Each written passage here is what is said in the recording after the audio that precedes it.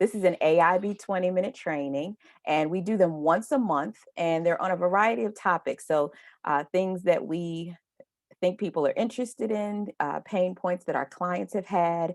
We make sure to be able to share information and resources, bring in experts that are able to give you some short information. We wanted to make it something quick and easy. And so we do that as a 20-minute short training. And then we always provide resources and information that you can take with you if you want a deeper dive or more information. And so we're very excited to have with us today our guest. Her name is Malika. I've known her for quite a while because we've worked together on a variety of different things. So I told her already that I'm going to read her bio just to make sure that you all know all the incredible things that she has done and does. And so Malika is a Philadelphia native and graduate of the Philadelphia High School for Girls and Temple University. She brings a rich complement of experiences and skills, including marketing, corporate communications, and community programming to her role as a marketing and program manager. She's the mother of a charming 6-year-old son. She has also started Buy It Back Black on June 1st after posting a question to Facebook about starting a group and pooling money to redistribute into our communities. Within 2 weeks, the group grew to 16,000 members and raised over $12,000 in donations. To date, Buy It Back Black has raised and distributed $25,000 to 10 Black-owned businesses. And so welcome, Malika. Glad that we were able to have you here with us today. Thank you for inviting me and including me today. I'm excited.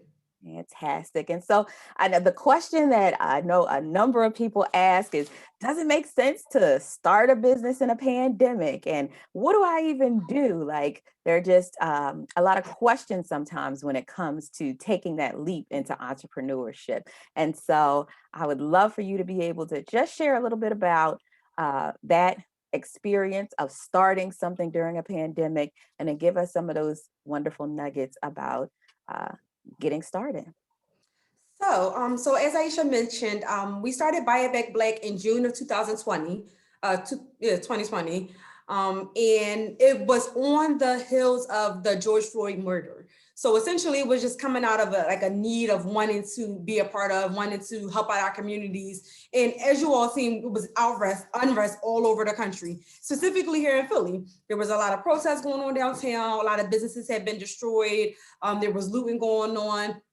A lot of Black-owned businesses specifically who don't have the traditional access to capital, we see them being targeted or affected by the unrest in the city. So initially starting Buy It Back Black really just came out of the need of wanting to do something. So when everything was going on, it was, protests and just cleanup efforts all over the city. I wanted to help, but I really didn't know how to.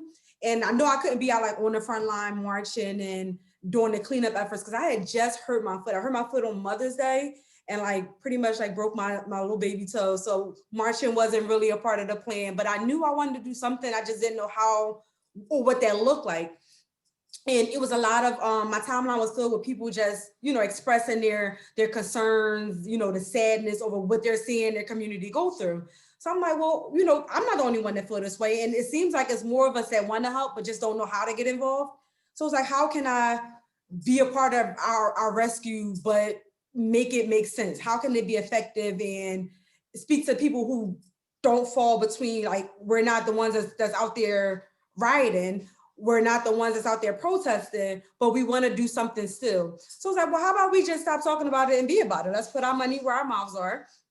We know that, money make people move. So if anytime that money's involved and people, you can actually put a dollar amount to what you're talking about, people are more likely to kind of move on it. So I was like, I just posed a question to my Facebook friends, like, what if we all, not even all of us, what if I have like 2,000 Facebook friends? What about 2,000 Facebook friends, 500 of us put up $20 a month, something so small as $20 a month. I can spend $20 at Chick-fil-A in like 20 minutes. So it was like, how can 500 of us put $20 together? That's $10,000. $10,000 could be a big deal to some of these Black-owned small businesses who don't have that access to capital. $10,000. So I don't know, in my bio, I may have failed to mention that the work I do now, I work at a CDFI, and that's a community development financial institution. So we offer capital to small businesses who don't have access in the traditional way, by means of going into a bank. So these businesses that we service at the CDFI, we service businesses who can't walk into a bank and hand over their financials, because a lot of them don't have financials to present, but they can't walk over and just sign up and get $10,000. So to be able to fundraise through community dollars, $10,000 to then redistribute back into our communities is a big deal. Mm-hmm. And we started in the midst of a pandemic. We started in multiple pandemics were going on. So we had the pandemic that is COVID-19. And then we also had that civil unrest that was catching like wildfire all over the country. So it came out of necessity. And what I've learned through working with the CDFI and just in general is that most businesses happen when there's a need present. And right now is the prime time. There's needs all over. People are losing their jobs, businesses are closing, and more businesses are going to be needed to replenish the ones that had to close because of COVID-19. Yeah. And, Buy It Back Black isn't a traditional business because, like I said, we're not necessarily making money. We're more of like a community group. Like to consider us like a grassroots organization. So, because we're not technically making money, we fundraise and we redistribute that money back into our communities through like a community process. It's 100% community dollars, 100 community funded and supported, and 100% community redistributed. But it really does, though, require some of those same steps for any business. The one thing that separates us from being a traditional business is that we're not making money. Our sole is to raise capital and redistribute it back into our communities with the hope that we're helping these Black-owned businesses grow, sustain, and hopefully create new jobs for people within that community. And I know you're going to give us some tips, but while we do have one question in the chat, I would like for you to address that because it kind of ties into what you just said, is that you were working a full-time job. And so the question is about how do you start a business, or giving us some tips for how you start while working another job. So I know that requires some time management skills and give us a couple of tips there. So luckily, over like the last, let's say like 5 years, I've been lucky enough to get positions that's already in my field. So I'm not working a job, a 9 to 5 that's completely different than, what my ultimate goal is professionally. So with that being said, I've been able to turn my 9 to 5s into like what I consider my biggest paying clients. So where I'm starting a business, but I treat my job, as a client. They're paying me the biggest checks. They're supplying my lifestyle, but I also use that as a stepping stone. So whatever information I'm learning at work, I'm then able to apply it to the business that I want to start. So I try to make my job and me starting another business, I try to make that work like harmoniously, opposed to balancing it. So one has to benefit the other. And the better I am at my job, the better I can be with my business. The better I am with my business, the better I'm at work. So I'm learning and applying what I'm learning in both fields. So for me, it was easy. And then I also, at a point, once we started, gaining momentum and we started raising a lot of money and we started getting a lot of press. So I had to tell, my job, like, hey, I got this thing going on. In case you see me in the news, you know why. But they've been really supportive and helpful in their transitions. And so that works, not treating your job like it's a secondary function, or treating your side job or the business that you're starting like it's secondary, treating them the same, really, giving them the same amount of attention. And you want to keep your job. I know it's hard, but you definitely want to keep your 9 to 5 because that's what kind of funds what you want to do with your business. So for me, it was more so making them work in a harmony opposed to balancing the two. And that's a good point, to be able to talk to your employer. And I guess it depends on who you're working for, and you will know that and be able to judge it, but being able to talk to them, because a lot of times they will be supportive.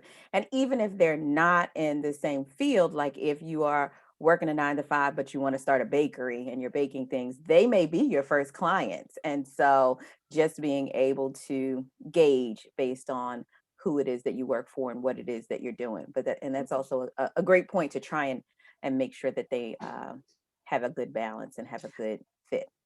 Aisha, I actually credit you for this. When I worked with you at JME, I remember a lot of the things that you really wanted the students to take away was transferable skills. So for them to learn skills that they can apply in whatever field they chose to be in, and that was very helpful for me. That's literally how I model my professional life. What skills can I get from this position? What can I learn that is transferable? That even if I'm not in this field in 6 months next year, that what I've learned here can be applicable to where I'm going in the future. Absolutely. Absolutely. And so I don't see any other questions in the chat. I'm going to keep taking a look. But you had some specific tips about starting a business because I know we've got a couple of people. I know at least two of them. One is starting a coaching business, another one is starting a music or entertainment related business and haven't gotten to that launch point yet. So, what were some of the tips that you have? So my first tip is to kind of gauge your audience to figure out if there's a need for the business you want to start. So again, businesses are created or work better when they're fulfilling a need opposed to whatever your hobby is. And I've learned this the hard way. Just because you like it and love it and you think it's a great idea, it sounds good, looks great on paper, you got a logo, your Instagram is popping, all that can be true. But what also can be true is that nobody's checking for that, right? So you have Especially to pay. right. You have to provide a service and a product that people want, and more importantly, need. Something we use as an example at my job all the time is like the typewriter, right? So if you were in the typewriter business, you're no longer in business, right? So you have to be able to give people what they need, not just what you're able to do. So definitely gauge the interest of your audience. The first thing I did before I started Buy It Back Black was I asked my Facebook group, what happens, what if I pose it as a question? And so technically it's considered like market research. So I pose it as a question to the people who hopefully I was going to be able to kind of pull into this venture with me. And I checked the responses. And when I got enough people, and this happened within a moment of hours, when I got enough people that was like, yeah, we should do that. That's a good idea. I'm with it. Start the group. It was like, okay, people feeling it. So I started the group and I just went for it. I had no ducks in a row. I had nothing written down. I had not even a sound idea of how we were even going to collect and house this money. I just knew that the momentum was there and I had to strike while the iron was hot. If I waited a day, I could have lost all of the traction that I had gained in those hours on my Facebook. So it was like, we're going to start the group. We're going to put the information there and we're going to let these internets do their thing. And that's kind of what happened. Within days, we were at 16,000 group members. And in 10 days, we were able to reach our $10,000 goal. And so that's a good point, being able to use some of the free tools to help get some insight about whatever your idea is. And so I always use my family as a gauge. And so I will call and ask, I'm thinking about doing this or I'm thinking about that. What do you think about it, to get their feedback? And so that's something that you can easily do as a first step, is whatever the thought is for your idea, being able to share it through Facebook or talk to family members and friends. And you want to step outside of your family and friends too, because of course they're going to try and support you and tell Right. you Because they what love you you. need. But of Right. course, so being able to get that feedback. Okay, what else? What's another a tip for someone starting a business? So someone asked in the chat, what are some other free tools for you Oh, to gauge your yeah. audience? So Facebook and Instagram, they have like that poll survey option where you could kind of like insert it into your story or your feed to kind of ask a question. But any sort of engagement where you're asking a question and you're getting answers and responses, that's you kind of gauging your audience. You can literally feed them all of the information you want and get their responses just in an engaging way. You can do it by a cool post and start a question. You can ask a question and then start a whole thread on that question. So social media is probably the best way to gauge your audience. There, you need to know who your audience is first, though. I think that's the biggest point, not how the most creative ways to gauge them. You got to figure out how to figure out who your audience is. And then once you know who your audience is, you know where they play it, where they live it, and then you'll know how to engage them. So for example, I started the campaign on Facebook. So everything in the beginning had to happen on Facebook. Instagram wasn't even an option because we were living on Facebook. The group was created on Facebook. So that's where our audience lived and thrived at. At this point, we're now, we're on Instagram and we're trying to engage our audience members and our donors there. But initially it was Facebook. So that's where it lived. And at some point we're going to have to move forward, but that's a transition that we're going to have to make. And it's going to be a slow one because we all lived on I've been on Facebook. Our 20,000 followers are on Facebook. So that's going to be a bit of a transition to get them from Facebook to wherever we want to direct them next. But I was able to hold a captive audience on Facebook. And that's how I knew that, they were engaging with us there. They were answering questions. We would put up some polls and surveys. They were responding to them.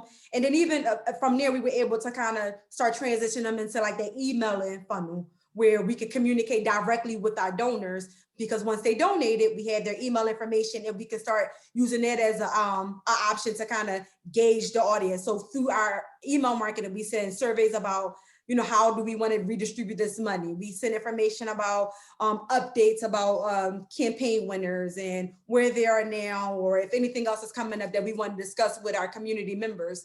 But you gauge your audience based on where they live at and based on who your audience is. So a question that just came up, which is a really good one, and I know it's applicable to existing businesses and getting started, is how do you market your business when there's so much noise on social media? There's so many things happening that, how do you break through that noise with a new business or a new venture? So you have to be creative with it. But not only do you have to be creative, you have to be strategic. And you have to know exactly who you're talking to, because they'll be able to find you. The people that you're talking to, they're going to be able to X out all that Facebook social media noise, because they're looking for you. They're looking for people who share common experiences or ideals or whatever. They're looking for you. You just have to make yourself visible. So by making yourself visible, you want to be, posting, but you want to speak their language. Really, you want to speak their language and bring them to you. So that can come in forms of using, hashtags, your network, having your network share your information, and also you being engaged on groups that's like your business. So if you want to, I don't know, you want to start a car dealership. If you want to start a car dealership, it would benefit you to play and be active in areas where other people who share those similar interests are, so that they can find you, so that you're building more of a rapport and it's a relationship. It's a two-way relationship now, opposed to you just trying to endlessly sell to them.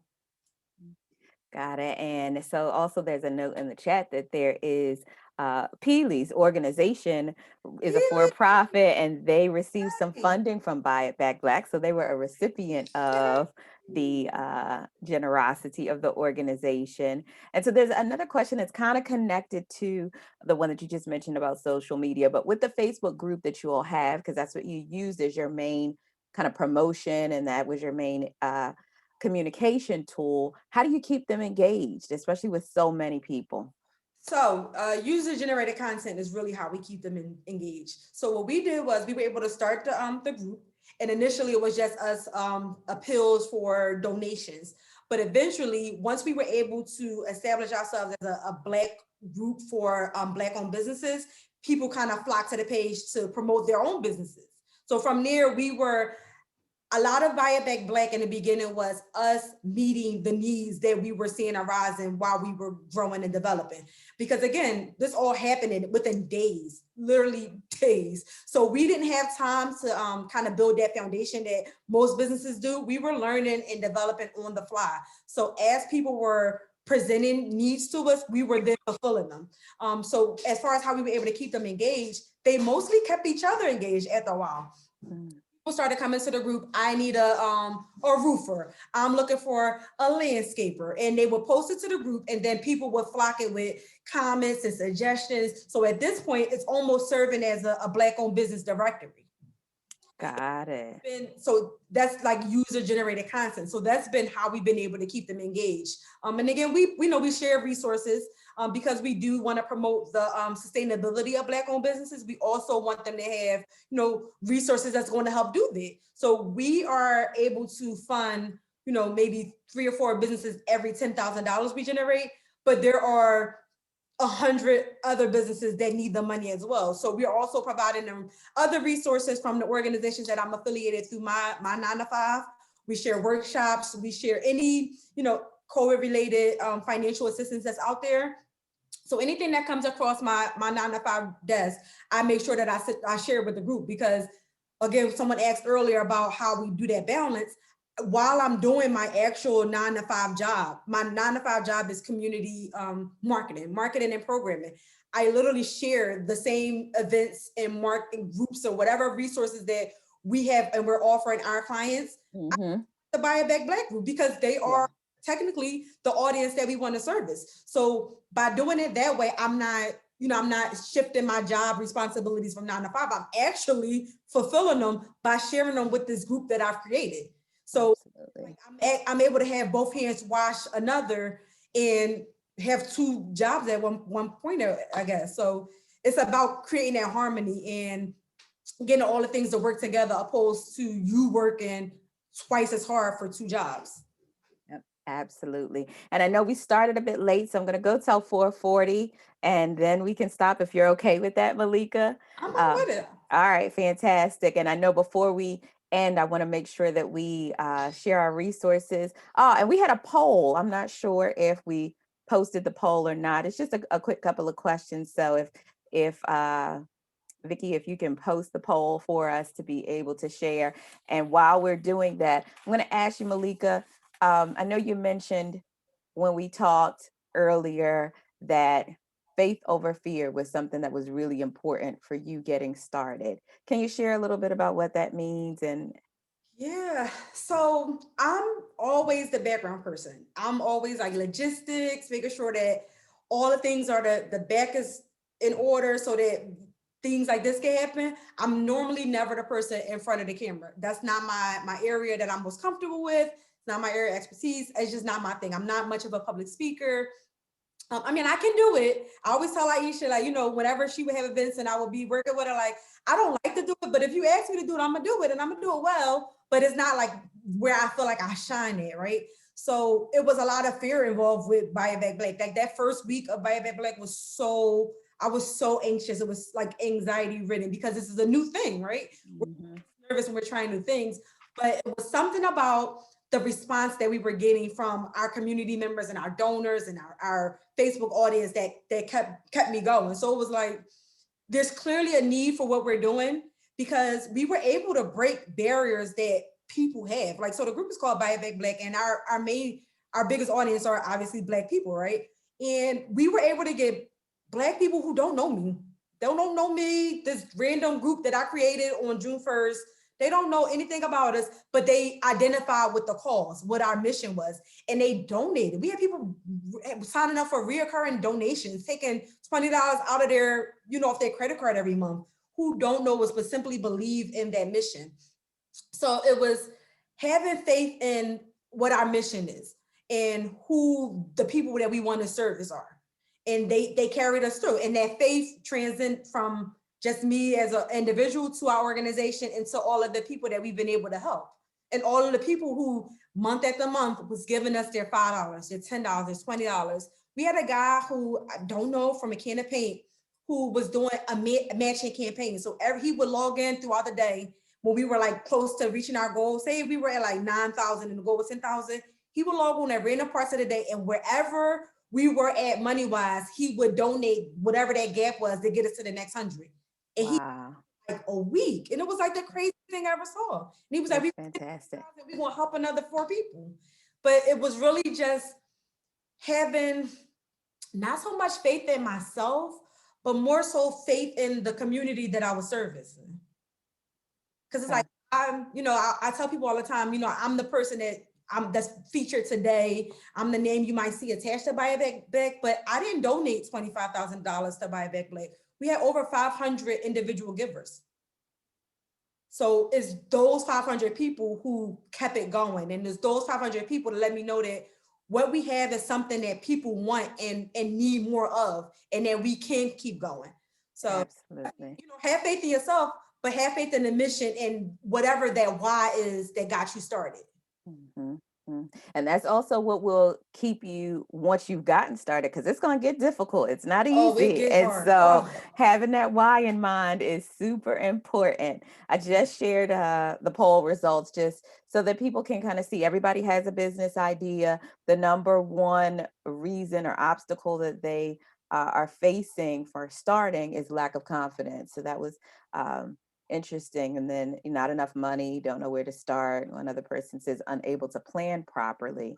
And so I know getting started is a challenge, but once you get started, and can you speak a little bit to, I know for your business, like you said, it's slightly different, but to that confidence part. And so go ahead. it's hard. It's hard. It is hard. And again, like I said, I'm used to being in the background, so this is not something that I had to ever really address before. But it's hard because everything kind of is on your shoulders, especially if you're the organizer or you're the lead in your group or in your business. You taking on that responsibility, so you do feel personally responsible and invested in whatever it is that you're doing. But you I've learned that you really got to believe that, God did whatever you start, and God didn't give you that mission for nothing. And I truly believe that, like, he didn't tell me to do this thing just for it to fizzle and die. Like, it was clearly a need for it and people gravitated to it. So it's you got to pull it from somewhere, and your confidence will grow. Like I said, I've never done public speaking. This is not my area of expertise. It's not something I love to do, but I've done like 20 of these since Buy It Back Black started. And you get used to it. You're going to grow. Your confidence is going to grow to the level that's needed. So every level of your business, there's going to be a new challenge, and I promise you, your confidence will grow to meet it because it has to.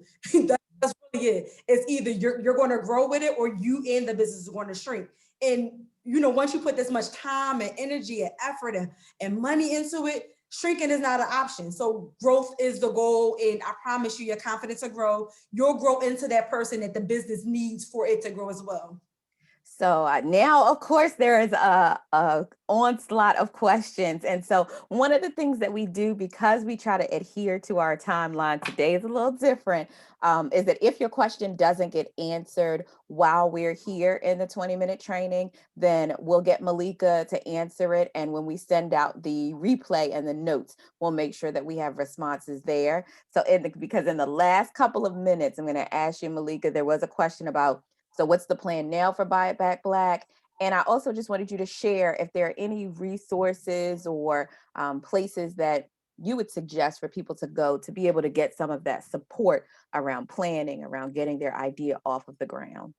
Absolutely. So in terms of Tilly's question about our plans for the future for Buy It Back Black, right now are on like a brief hiatus, mostly because I do wear a lot of hats, which Jonathan question. I do wear a lot of hats. I just bought a home. I have a son.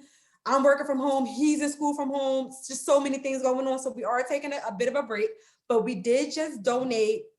I think we gave away like $5,000 the second week of February to 5 different businesses. So we are still in the donating game, or the redistribution game, but we are taking a brief break just to figure out what does that look like for Buy It Back Black moving forward. Because at some point, like I said, we're not technically operating as a business, but with all the time and energy that we are putting into it, we're going to need to kind of change that format. So this break is going to allow us to figure out what that looks like for us in the future. But promise you, we're not going anywhere. It's not the end of us.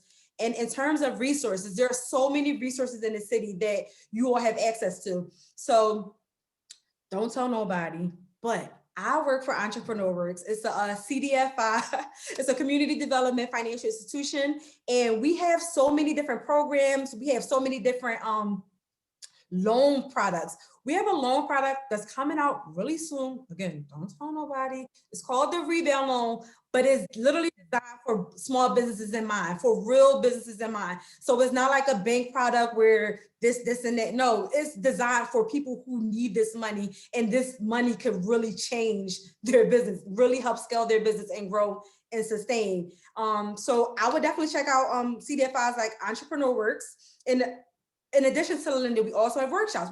We're wrapping up a 4-part how to get and grow engagement on Instagram series, where free. Most of our programs are free, if not free, at a very minimum charge. So as a matter of fact, I'll send Aisha all the information about Entrepreneur Work so that she can share it all with you. But you can look them up on Facebook, Instagram, Twitter, they're everywhere. But there's programs like ours all over the city. There's WRC, which really caters to women. You have the Enterprise Center if you live out in West Philadelphia. That's like your close center. And then in most communities, there are community-based organizations. So if you're in Germantown has a CDFI or a CDI, but they're all over the city. You just kind of have to do the work to find them, but they are there. They do have resources. They want to help you. Again, checking your communities first, because I promise you, if you live in a big community, there are like Nicetown has a CDC. There are CDCs in almost every organization, and depending on what their focus is, they more than likely have some sort of entrepreneurial support in place. And if not, they'll refer you to the next local one. But check us out, Entrepreneur Works. We have resources. You could join our mailing list and have access to all of the new COVID-19 financial assistance programs out, all of our new workshops and things that we're unveiling coming up this spring and this summer, especially that reburn program that I was telling you about, that's geared to help, really help small businesses like yours. So check us out. But out there's no reason for you to start a business without having all the tools that you need.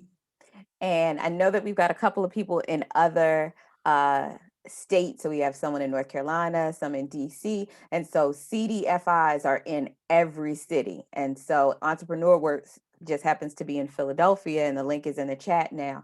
But just Google CDFI for your city to be able to find comparable programs. And the thing that's wonderful about virtual is, even if you're not in the same city right now, a lot of these resources are available to you because they're virtual. And so Absolutely. Two others that have been really helpful to me that I wanted to make sure to share is the Small Business Development Center at Temple University. They have a ton of free workshops as well. And so, just looking at these different organizations, you can create your own kind of training program to be able to help you with some of those skills or some of the information that you need.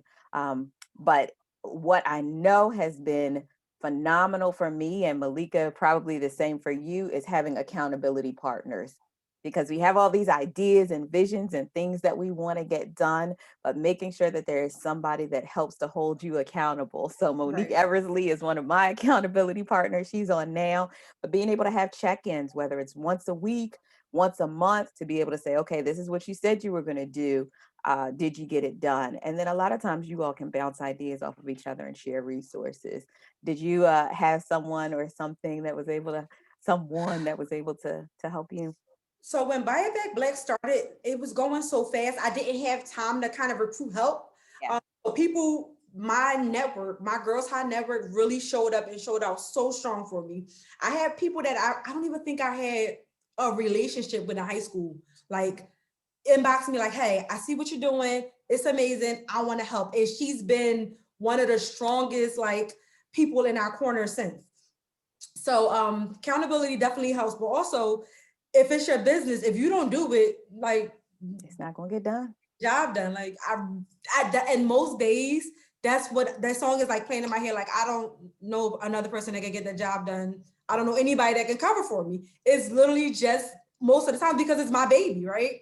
Yeah. This baby, this is something that I put into motion. So if I'm not doing the work, I can't expect anybody else to pick up my slack.